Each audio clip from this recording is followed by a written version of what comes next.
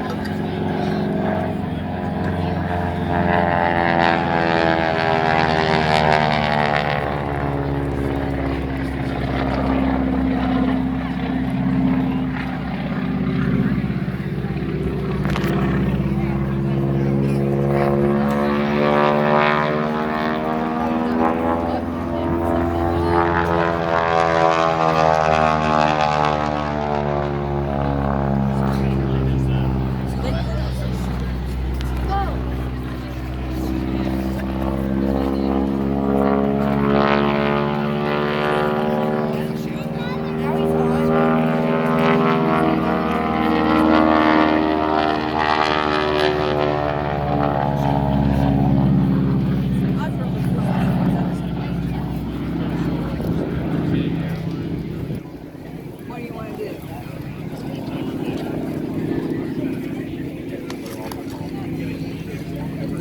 Well, first I need to go to the bathroom. Okay, let's go.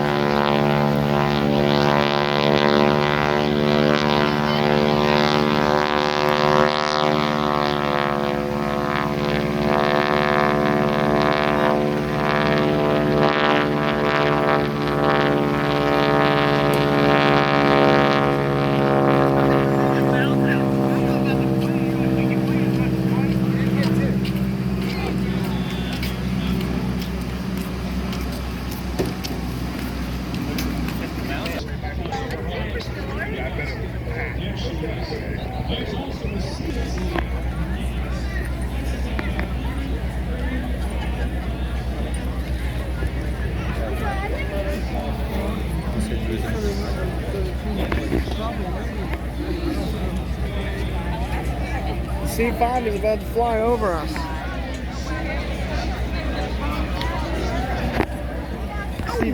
C5. You're welcome for doing it now or kind of later. Yeah.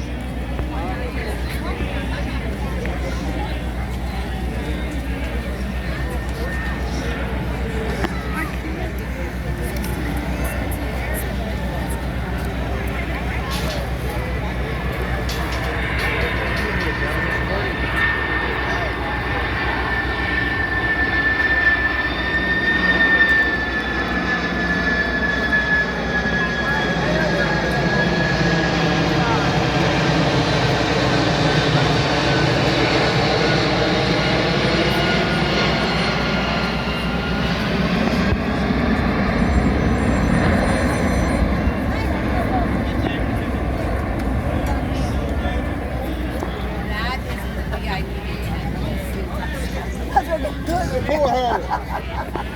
Okay, so,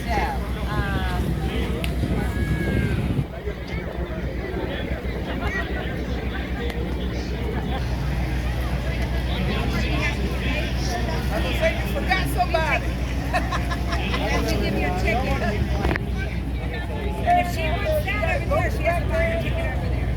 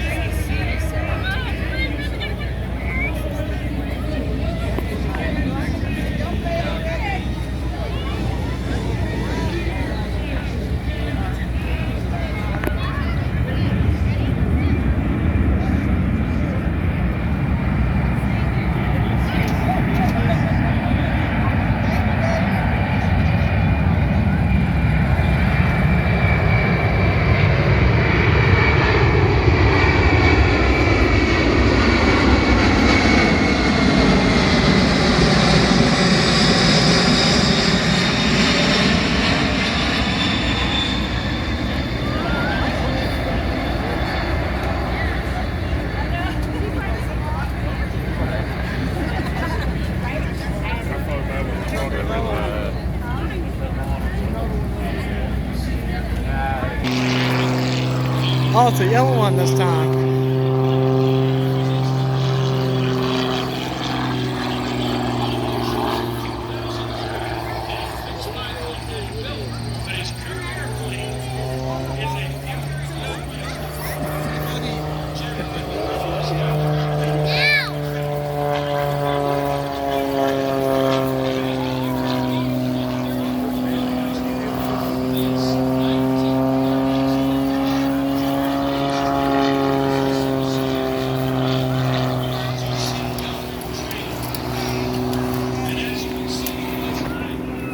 Later, we have to 10 seconds.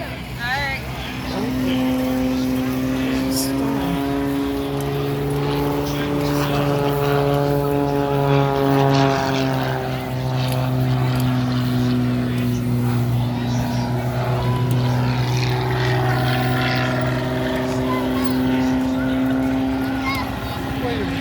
What is this now? You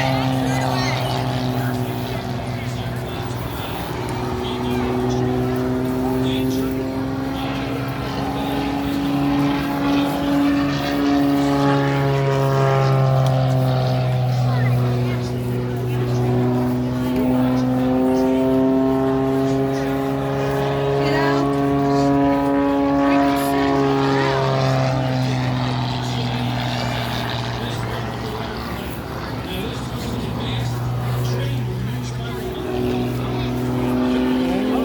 And it's stalling.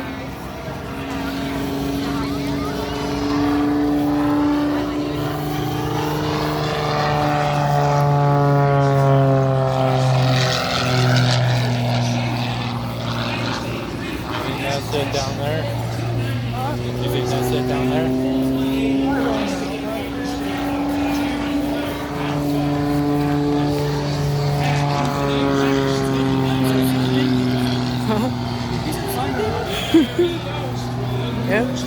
Yep, he's gonna stall. And he's stalling.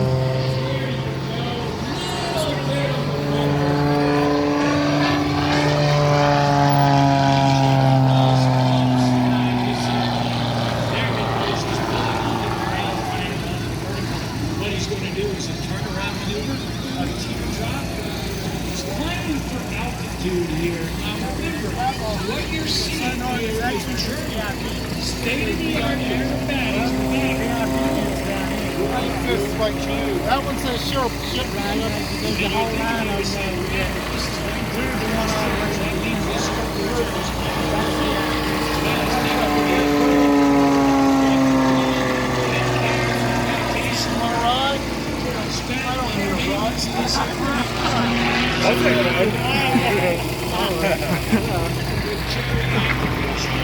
And Sonya was a stall. This airplane is so close.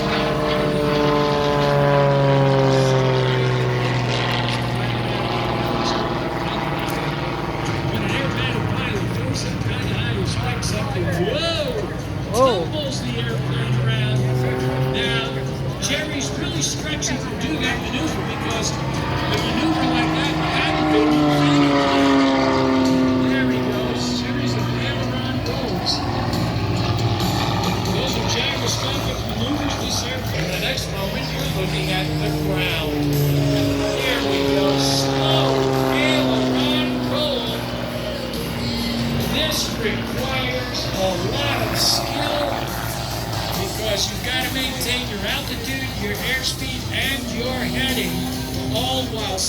rolling the aircraft around. Onto the vertical, rolling out of it, the half Cuban 8. It's a very popular game in the area in an aerobatic competition. If you go outside of the aerobatic box, you lose points. And besides, Jerry likes to keep this airplane up close and personal so that all of you in the audience can get a good look. Look at this, he's doing the Guys, get out of the way.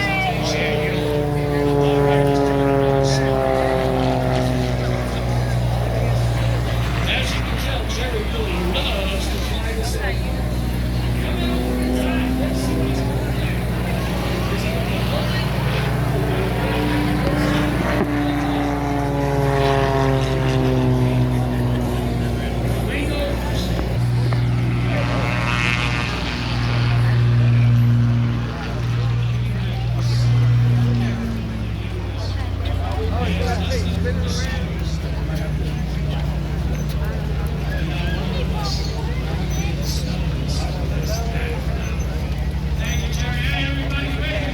Hello.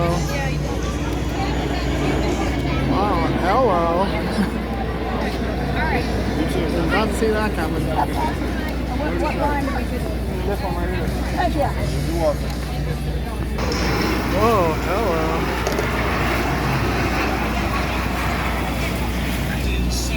Here we go.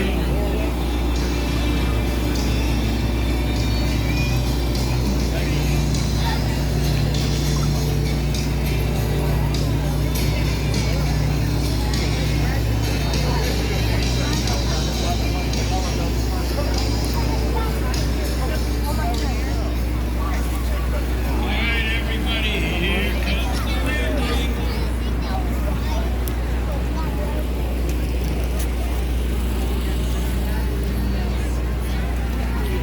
Here she comes.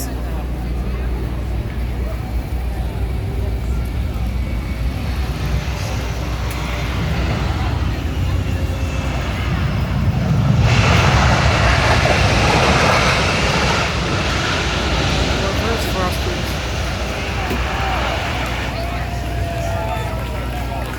Page up. This airplane screams street ride as Skip pulls to the vertical. Coming over the top. There's a series of inside coming back down. He's got 400 horsepower. Inverted on. There he's doing it. Pulls inverted and pushes hard on the stick. All the blood going to his brain. The G-force is trying to push him out of the canopy of the airplane. There's one, here comes the other one, there it is. The double overhead stall turn, as done by Skip Stewart, but look, he's inverted. Onto the vertical again. Now Skip is getting thrown all around the inside of this airplane as he does the snap rolls. Bounced off either side of the cockpit as Skip starts and stops each maneuver. Poor Snap's on the way up. Now, I don't think that Skip is ever going to let off the throttle on this airplane. That engine is overwrapped, overheated, and in general abused. He has a surface level waiver, which means that if he wants to touch his wheels on the runway during his performance, he is allowed to. Coming back around again. Oh, just like the airplane's on Prometheus. Up onto the vertical. Notice how it snapped into place. Series of snap rolls on the top. Hanging by the belts, but you know what? Skip's not going to do that for long because he's got other maneuvers planned. This airplane and as you can see is wildly Skip did a lot of the design work and the construction on Prometheus himself. Back up onto the vertical, climbing way up. And over here we go, series of snap rolls.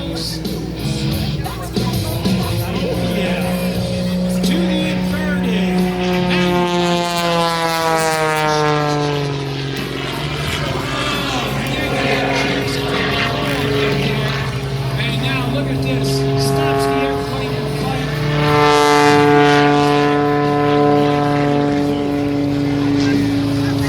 Now he's doing a high alpha pass there. He's got a high angle of attack, high throttle setting, low airspeed. Coming around. He's going to turn around. I bet you it's going to be another Cuban, half Cuban 8 there. Here we go. Wait for the snaps. Nope, going to do a standard half roll this time. Kind of surprises me. Oh, look! Knife edge to knife edge. Uh-oh. You know, I get the feeling Skip is going to do something spectacular here. Hang on to your socks, everybody. Skip and Prometheus are about to do something absolutely incredible. Keep an eye on Skip Stewart. Whoa! Yo, Skip. Keep that up a little bit there, would you, for us, buddy? All right, coming around. The poles are up. The people are holding him. Wait for it. He's going to go under it. He's doing about 250 miles an hour as he goes by there. Successfully gets under both ribbons. And now he's going to come back and do it again, but this time with a twist. Skip Stewart doesn't like doing things the easy way. What's he going to do? He's going to bring Prometheus around. He's going to go right. Wait for it. He's down low. There's going to be a pull-up. There it is. Holy underwear Batman. Skip is inverted. Boom! There's the first ribbon.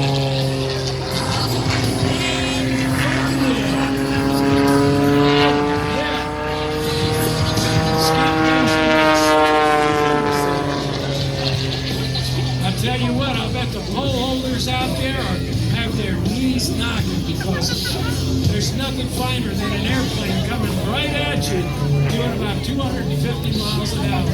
Skip up there getting ready to do it again. Got it knife edge this time. Here he comes down. Got a knife edge coming right at the pole holders. There's that ribbon and zoom.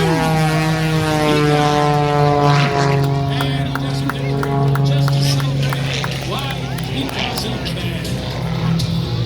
Unbelievable performance by Skip Stewart. Takes a lot of guts to get your airplane that low to the ground and cut ribbons. Of course, it takes even more guts to be one of the people crazy enough to hold the poles. And by the way, if you ever get the opportunity to do it, you should. There he is, hanging on the propeller. Skip Stewart out there on his version of the AV Harrier.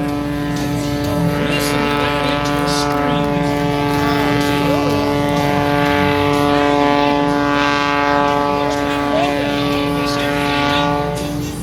And there he pushes out of it. And he's got the engine very quickly. The only air he's got going through the engine right now, when he was in that maneuver, was strictly from the propeller. Of course, once he gets his speed back up, the engine will indeed cool down. But the life of an aerobatic airplane engine is difficult indeed. Coming around from the right. I'll bet you Skip Stewart's going to do a photo pass.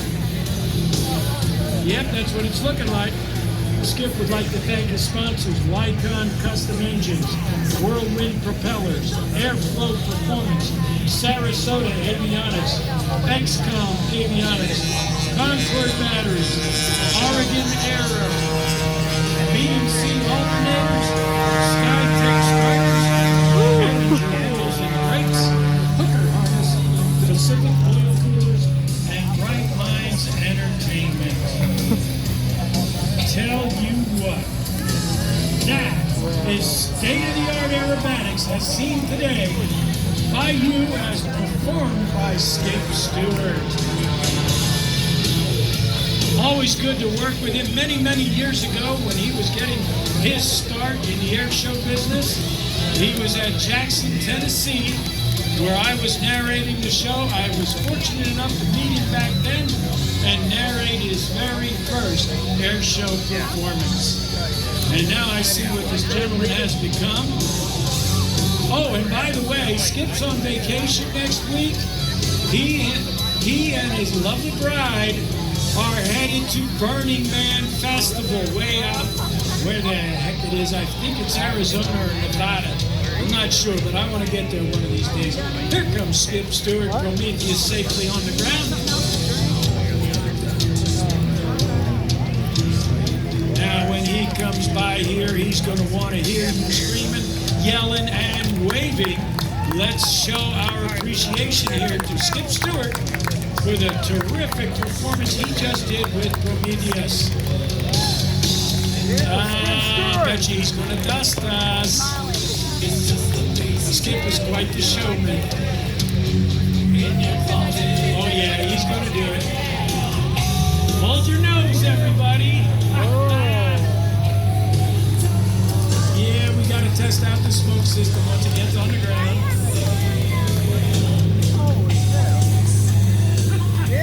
Oh, I love this stuff. All right, everybody, let's all wave at Skip Stewart here. He's waving back at you. Give him a big round of applause. Let's not forget everybody out there with the poles, too. Give them a big round of applause. They certainly have a lot of guts. I'd like to get another Italian salsa.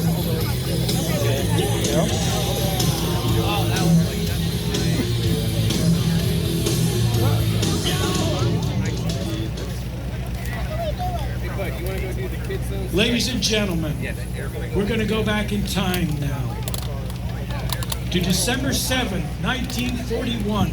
What happened on that day?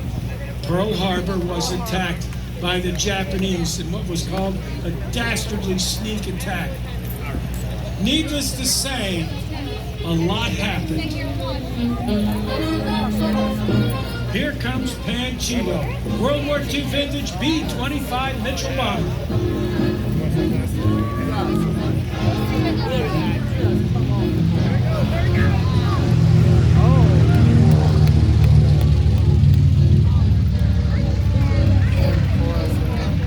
As you can well imagine, after December 7th, 1941, President Roosevelt was ticked off. He knew that America had to put together a show of strength. He wanted revenge. So he ordered the military to devise a plan to attack the Japanese home islands. Why? Because the Japanese were saying, you'll never touch us. Roosevelt was determined to prove them wrong. Now, during the first months of World War II, the news from the Pacific was only of defeat after defeat. We have all heard the stories of the fall of Corregidor and the Bataan Death March.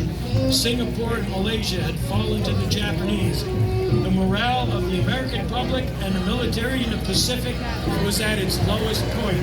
Face it, people, we got hurt, and at that point, the Japanese were winning, which is what we did not want. So what did we do? Lieutenant Colonel Jimmy Doolittle was tasked with planning the raid to launch Army B-25 bombers from an aircraft carrier, specifically the Hornet, and attack Tokyo. Let's get their capital city on alert here. Without knowing their target or destination, the 17th Bomb Group volunteered for this top-secret mission and began training in Edgeland Field in Florida.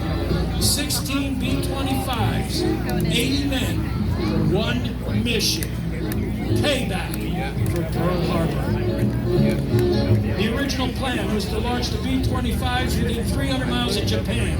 The task force was spotted 840 miles out, and the decision was made to launch early, knowing that after bombing their targets in Japan, the crews might not have enough fuel to reach their designated refueling airfield in China. No B-25s or crew were lost during the bombing of their targets over Japan. However, one B-25, after dropping its bombs, experienced excessive fuel consumption, turned north, landing in Vladivostok, Russia, where the crew were interned. From the right, here is Panchito.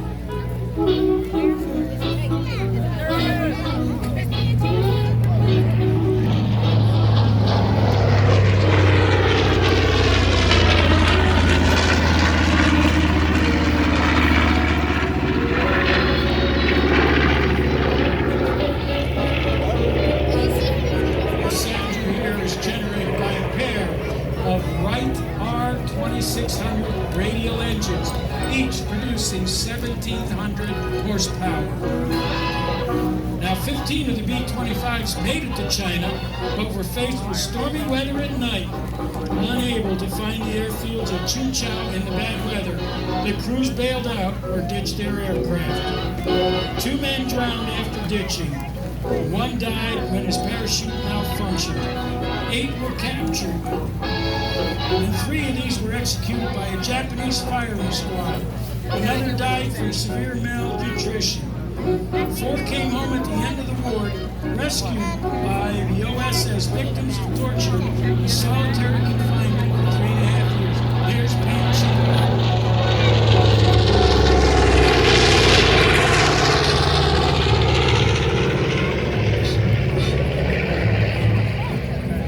Got to see the business end of the B-25. Notice that bomb bay with a full load of 500-pound demolition bombs. Now, here's the thing. Tactically, the mission was not that successful. We didn't really do a lot of damage to Japan, but the damage we did psychologically was beyond compare. We rattled Japan. Hirohito was there saying, "Holy moly, where'd these guys come from?" Roosevelt announced that these Mitchell bombers came from their secret base on Shangri-La. We kicked the Japanese right square in the pants. And you know what? The psychological effects of that were huge. It rattled Japan to the point where they actually held back troops. These were troops that our guys later wouldn't have to face during the island hopping campaigns. From the right, Panchito.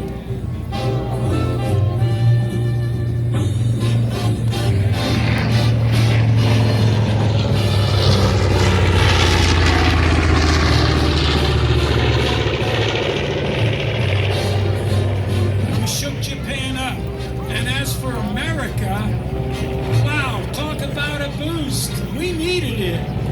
The newspapers were proudly proclaiming that America bombed Japan. We bombed Tokyo. Talk about hitting them right where it hurts. Like I said, it wasn't a big military victory, but the psychological boost, was tremendous. Did you know that you can experience the thrill of actually piloting Panchito? The Delaware Aviation Museum is offering ground school and pilot training in Panchito. If you have a multi-engine rating and at least a current 3rd class medical, you too can get dual instruction in this very B-25.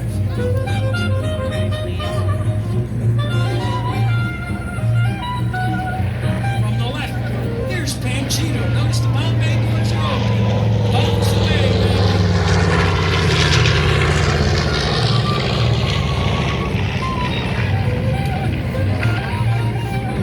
Now, if you notice the nose art on Panchito, it's one of the characters from the movie The Three Caballeros, the Disney movie. Feisty little rooster.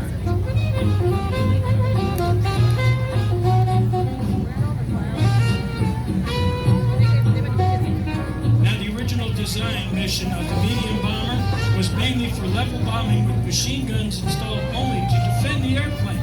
However, up to 14 forward-firing fixed machine guns for strafing ground and sea targets were field modifications that made the B-25 a very effective weapon at attacking airfields, ships, trains, and convoy. One of them actually carried a 75mm cannon in the nose. Basically, that's the gun from a Sherman tank. Talk about wildfire.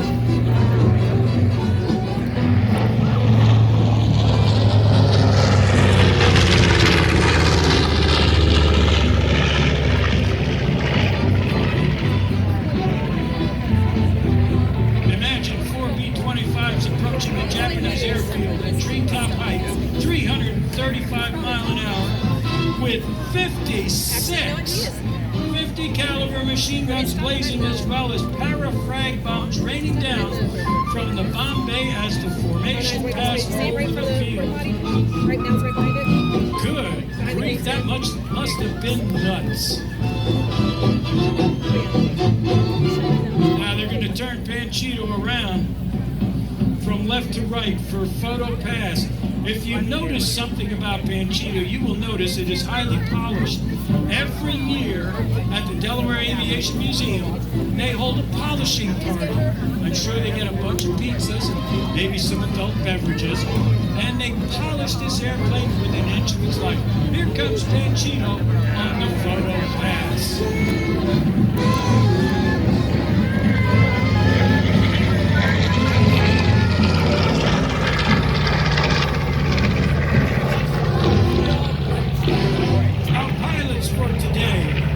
In the left seat, Sabrina Kip, call sign, you're going to love this, Yo Mama. And flying co-pilot today, Paul Newer. They were reversed yesterday, but I love that call sign, Yo Mama. Yeah, there's 8.